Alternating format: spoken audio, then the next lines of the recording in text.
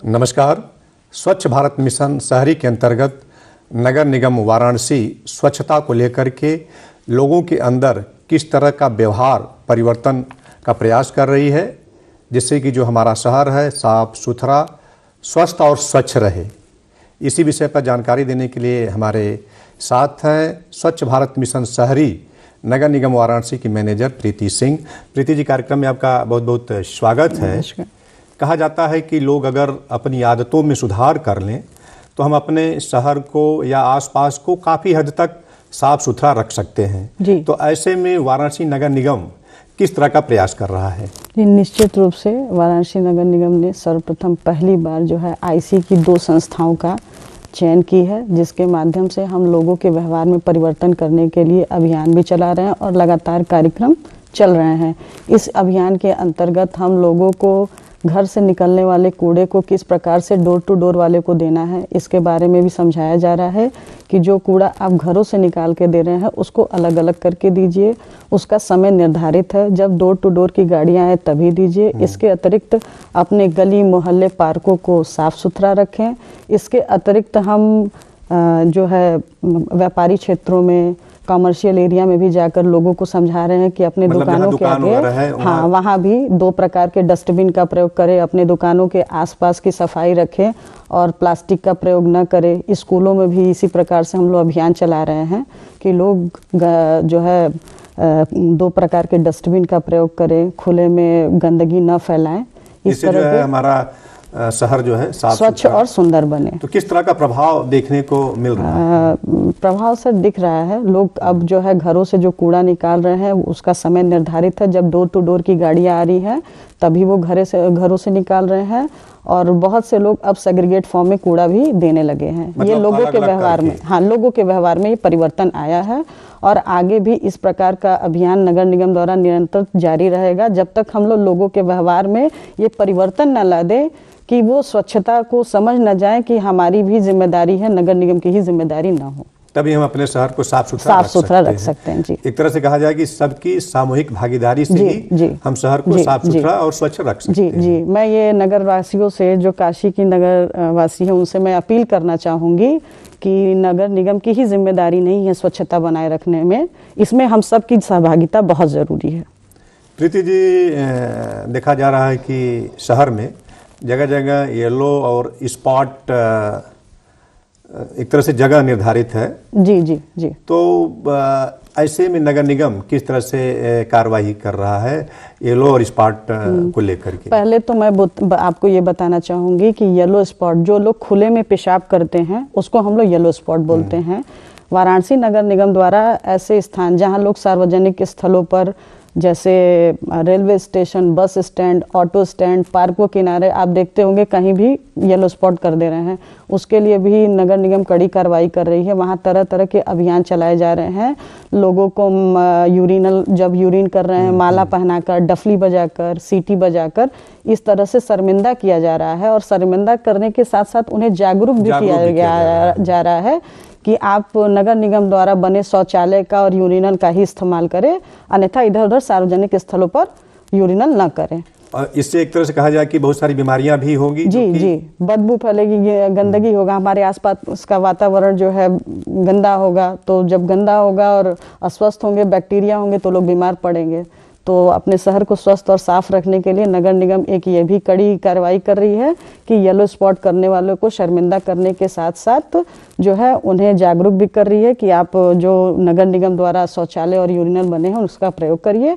और ये जो अभियान है वो निरंतर चलता रह रहा है। प्रीति जी, कहा जाता है कि बनारस एक तरह से खान पान के लिए काफ़ी मशहूर है और यहाँ देखा जाता है कि पान और गुटखा जो है काफ़ी लोग खाते हैं। जी। तो उसको आप लोग किस तरह से रोक लगा रही हैं, जागरूकता के द्वारा या एक तरह से कहा जाए कि उनके व्यवहार में परिवर्तन ला करके? इसको मैं पान गुटखा को बता दूं कि पान गुटखा खाने वालों को पहले तो हम लोग इसको रेड स्पॉट कहते हैं, जो पान गुटखा खा के कहीं भी सार्वजनिक स्थानों पर थूक दे रहे हैं, फेंक दे रहे हैं। इसके लिए नगर निगम भी जो है लगातार अभियान चला रही है और कार्य कर रही है। 2021 की उपविधि तैयार की गई है जिसमें 50 रुपये जुर्माना है। तो जो लोग सार्वजनिक स्थलों पर, घाटों पर, रोड पे कहीं भी पान गुटखा थूक दे रहे हैं, उन पर चालानी कार्रवाई भी की जा रही है। आप देख रहे होंगे कि समाचार पत्रों में भी प्रकाशित हो रहा है कि प्रतिदिन कितना जुर्माना वसूली हो रहा है। तो इस प्रकार से निरंतर जो है नगर निगम प्रयास कर रही है और आईसी के माध्यम से भी लोगों को जागरूक किया जा रहा है कि इस तरह से अपने शहर को गंदा न करें। और प्रीति जी, एक बहुत बड़ी समस्या आती है डोर टू डोर जो कूड़ा है कलेक्शन की जी। तो इस समय क्या स्थिति है डोर टू डोर कूड़ा कलेक्शन की? जी, मैं बताना चाहूँगी आपको कि अभी 75 वार्डों में हमारा डोर टू डोर 100% चल रहा है और 9 विस्तारित क्षेत्र जो हमारे 25 वार्ड है उसमें भी एक सप्ताह के अंदर डोर टू डोर कलेक्शन का चार्ज स्टार्ट हो जाएगा। उसके बाद हमारे 100 वार्डों में जो है 100% कूड़े का उठान होने लगेगा। लेकिन सबसे बड़ी समस्या ये है सेग्रीगेशन।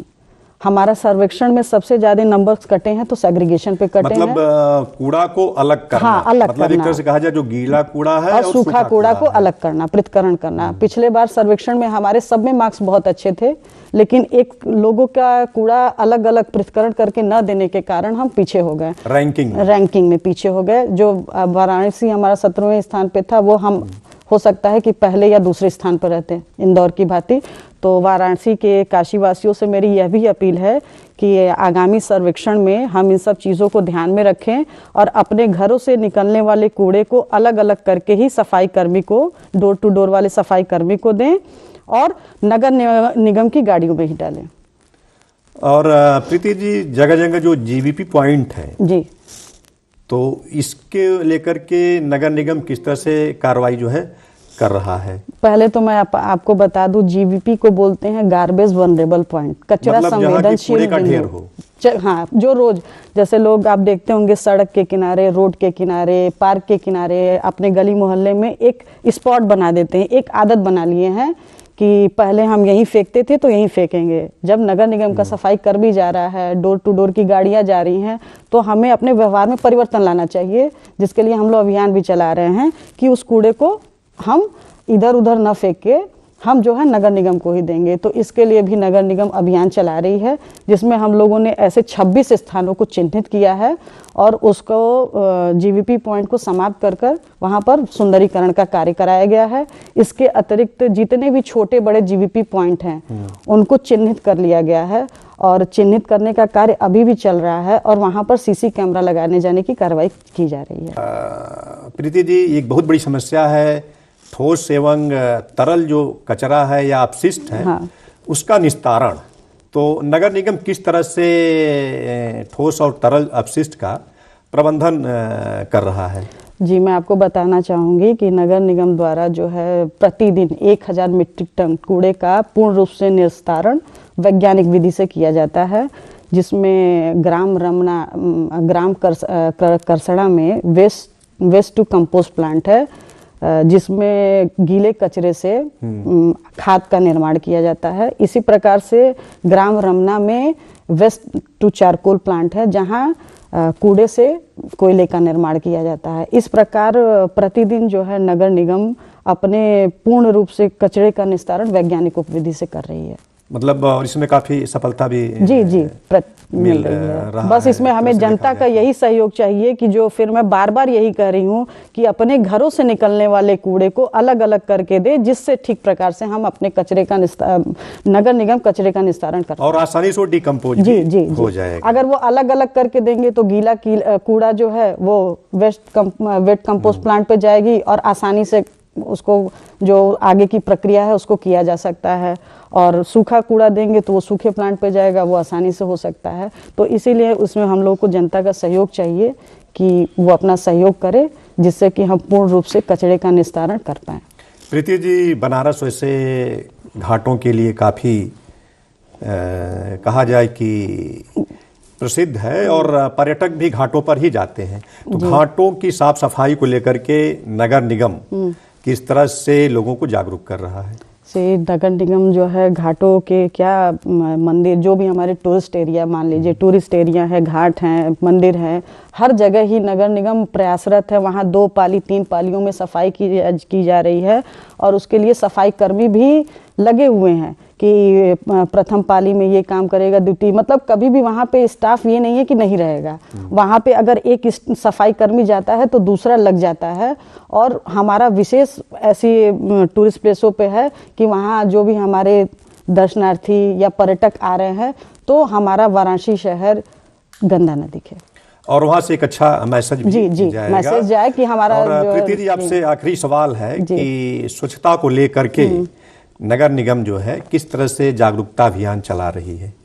जी, मैं बताना चाहूँगी आपको कि पहली बार नगर निगम ने आईसी की 2 संस्थाओं का चयन किया है, जिसमें इन दोनों संस्थाओं के द्वारा वाराणसी नगर निगम समस्त वार्डों के जो मोहल्ले हैं उसमें निरंतर जागरूकता अभियान चलाया जा रहा है। इस अभियान के अंतर्गत लोगों को कूड़ा, अपने घरों से निकलने वाले कूड़े को अलग अलग करने के लिए, गली मोहल्ले को साफ करने के लिए, पान गुटखा सार्वजनिक स्थानों पर नहीं थूकने के लिए, खुले में यूरिनल न करने के लिए, कमर्शियल एरिया में प्लास्टिक का प्रयोग न करने के लिए, अपने एरिया को साफ सुथरा रखने के लिए, और दुकान, खास करके जो दुकान से निकलने वाले कूड़े हैं उनके लिए भी जागरूक कर रही है। इसके लिए रैली भी हम लोग करा रहे हैं, मैसेज भी दे रहे हैं, साइनेज के माध्यम से भी समझा रहे हैं, सोशल मीडिया के माध्यम से भी। मतलब कोई भी ऐसा प्लेटफॉर्म नहीं है जहां से नगर निगम प्रचार प्रसार नहीं कर रही है लोगों के व्यवहार में परिवर्तन लाने के लिए। और एक तरह से कहा जाए कि ये प्रभाव देखने को मिल रहा है। जी, निश्चित। ठीक है प्रीति जी, आप कार्यक्रम में आई और खास करके वाराणसी शहर को किस तरह से नगर निगम वाराणसी साफ सफाई और स्वच्छता को लेकर के काफ़ी ध्यान दे रहा है और आप एक महत्वपूर्ण विषय पर जानकारी दी। जानकारी देने और बातचीत करने के लिए आपका बहुत बहुत धन्यवाद। नमस्कार।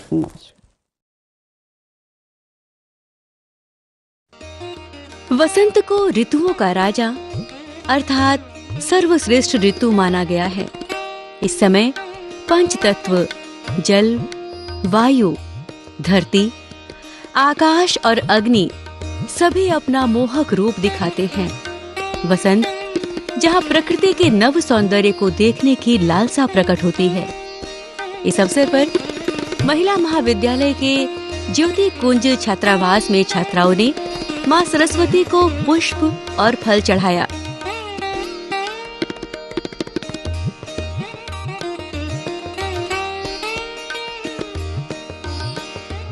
छात्राओं ने अपनी पुस्तक मां के समीप रखकर ज्ञान की पूजा, अर्चना और वंदन किया। कल रात को हमारी हॉस्टल के सभी छात्राओं ने वार्डन और केयर टेकर्स के साथ मिलकर ये सरस्वती जी की मूर्ति को सजाया और यहाँ पे सारी व्यवस्था की है। सुबह जब सब लोग यहाँ पे एकत्रित हुए हैं तो सबसे पहले हवन किया गया है, आरती की गई है और ये सारी जो आप बुक्स देख रहे हैं सभी छात्राओं ने अपनी अपनी बुक्स रखी है ताकि उनको सरस्वती जी का स्पेशल आशीर्वाद मिल सके। और हम सब लोगों ने बहुत ही मन लगाकर पूजा किया ताकि हम लोगों को विद्या मिल सके और हम अपने करियर में आगे बढ़ सके। वाराणसी में सर्व विद्या की राजधानी काशी हिंदू विश्वविद्यालय में 111वां स्थापना दिवस पूरे हर्षोल्लास के साथ मनाया गया।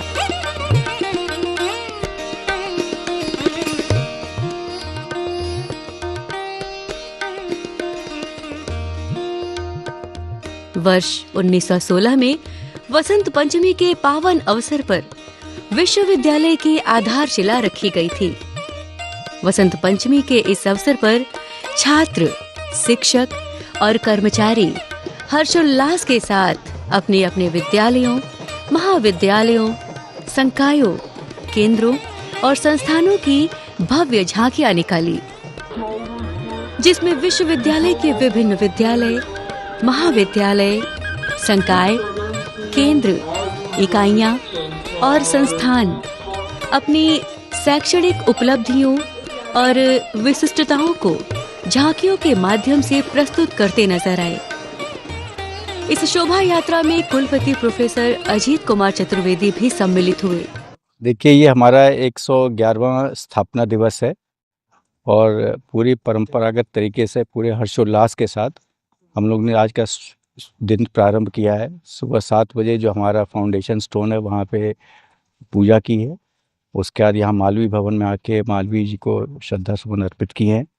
इसके बाद हम लोग झांकी का शुरू होने जा रहा है, फ्लैग ऑफ करेंगे। भारतीय ज्ञान परंपरा की जो शुरुआत आज से 111 साल पहले हुई, उसका फलीभूत जो परिणाम है वो हम आज देख रहे हैं। मालवीय जी ने जो 111 साल पहले परिकल्पना की थी कि शिक्षा में तीनों चीज़ें होनी चाहिए, ज्ञान भी होना चाहिए, कौशल भी होना चाहिए, मानवीय गुण भी होने चाहिए, वो उस समय पे उन्होंने तभी शुरू किया था।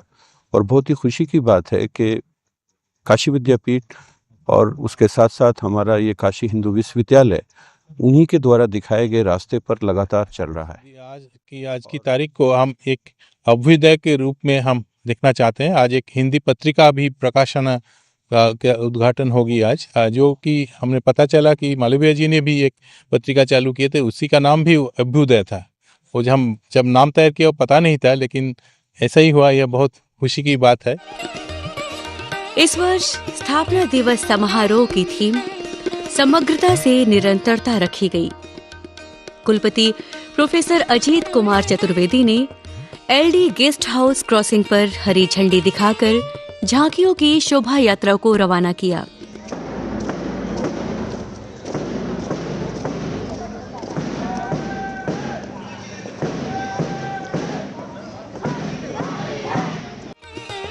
काशी हिंदू विश्वविद्यालय का ये स्थापना दिवस समारोह विश्वविद्यालय की गौरवशाली शैक्षणिक विरासत, सांस्कृतिक चेतना और सामूहिक सहभागिता का भव्य उत्सव बनकर सामने आया, जिसमें छात्र, शिक्षक, कर्मचारी व आमजन बड़ी संख्या में सहभागी बने।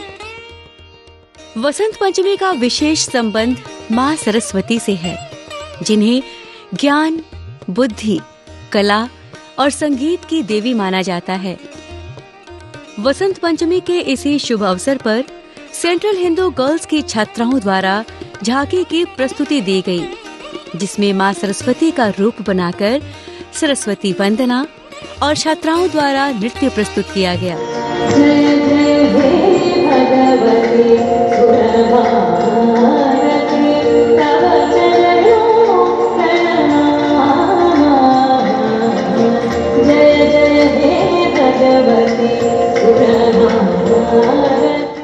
इस पर्व पर पीले रंग का विशेष महत्व होता है।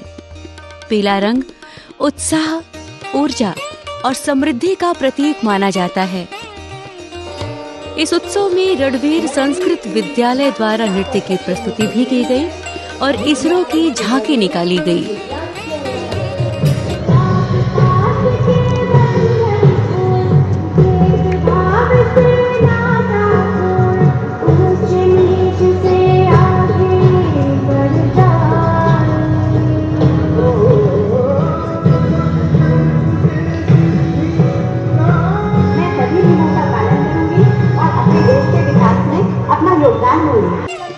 वसंत पंचमी ऋतु परिवर्तन के साथ साथ नारी शक्ति, सृजन और ज्ञान का भी उत्सव है। इस अवसर पर महिला महाविद्यालय की झांकी विकसित भारत के लक्ष्य को दर्शाया गया। साथ ही महिला सशक्तिकरण पर आधारित नृत्य की प्रस्तुति की गई।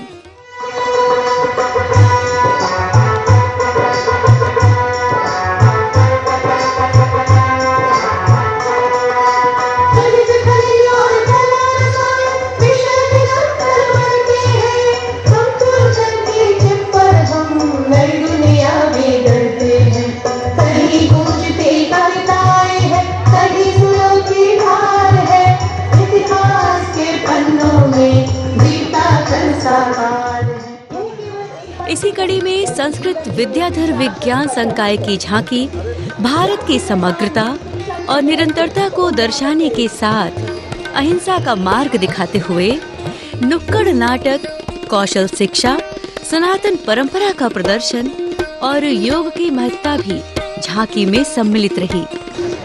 यह शिक्षा केवल रोजगार नहीं, यह एक चरित्र निर्माण की प्रक्रिया है। ज्ञान वही सार्थक है जो विवेक और करुणा को जगाए।